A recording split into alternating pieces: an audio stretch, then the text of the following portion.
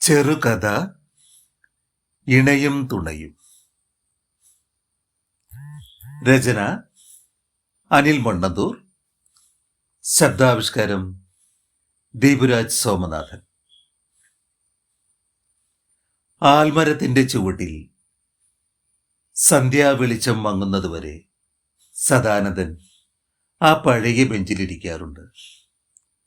അരികിൽ ശൂന്യമായി കിടക്കുന്ന ആ കസേരയിലേക്ക് നോക്കുമ്പോൾ അയാളുടെ ഉള്ളിൽ ഒരു വിങ്ങൽ വരുമായിരുന്നു.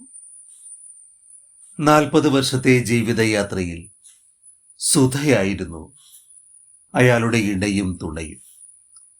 2 വർഷം മുമ്പ് ഒരു വൈകുന്നേരം യാത്ര പോലും പറയാതെ അവൾ കടന്നുപോയപ്പോൾ അയാളുടെ ലോകം നിശ്ചലമായി.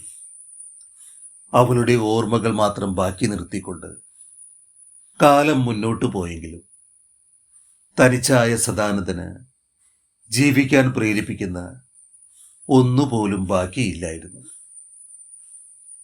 ഒരു ദിവസം രാവിലെ പൂമുഖത്തിരുന്ന് സുധയുടെ പഴയ ഡയറി താളുകൾ മറിച്ചു നോക്കുമ്പോൾ സദാനന്ദൻ ഒരു കാര്യം ശ്രദ്ധിച്ചു.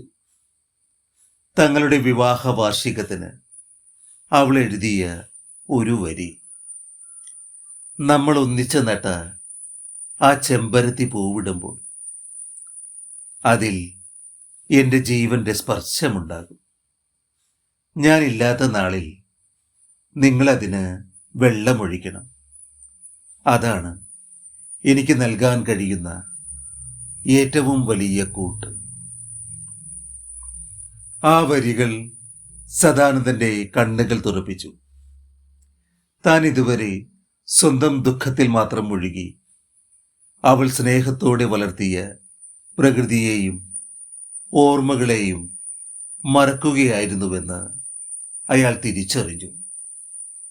പിറ്റേന്ന് മുതൽ സദാനന്ദന്റെ ദിനചര്യകൾ മാറി. മുറ്റത്തെ ചെടികൾക്ക് നനയ്ക്കാനും പറമ്പിലെ പക്ഷികൾക്ക് തീറ്റ നൽകാനും അയാൾ സമയം കണ്ടെത്തി. ഒരു തുണ നഷ്ടപ്പെട്ടപ്പോൾ പ്രകൃതിയിലെ 1000 ജീവനുകളിലേക്ക് അയാൾ തൻ്റെ സ്നേഹം പകുത്തു നൽകി. തന്നെ കാത്തിരിക്കുന്ന ആ കിളികളുടെയും പുഞ്ചിരിയോടെ വിരിയുന്ന പൂക്കളുടെയും ഇടയിൽ അയാൾ സുധയുടെ സാന്നിധ്യം അനുഭവിച്ചറിഞ്ഞു. മരണം ഒരു ബന്ധത്തെയും വേർപെടുത്തുന്നില്ലെന്നും ഓർമ്മകളിലൂടെയും നമ്മൾ ചെയ്യുന്ന നല്ല കാര്യങ്ങളിലൂടെയും ആ കൂട്ട് എന്നും നിലനിൽക്കുമെന്നും അയാൾ മനസ്സിലാക്കി. സന്ധ്യയായപ്പോൾ സദാനന്ദൻ വീണ്ടും ആൽത്തറയിലെ ആ ബെഞ്ചിലേക്ക് വന്നു. ഇപ്പോൾ ആ കസേര ശൂന്യമായി അയാൾക്ക് തോന്നിയില്ല. സായാഹ്ന കാറ്റിൽ ഇലകൾ മർമ്മരം പൊഴിച്ചപ്പോൾ അത് സുധയുടെ പതിഞ്ഞ സ്വരമാണെന്ന് അയാൾക്ക് തോന്നി. നഷ്ടപ്പെട്ടു എന്ന് കരുതുന്ന പലതും രൂപം മാറി നമ്മുടെ കൂടെ തന്നെ ഉണ്ടാകില്ലേ?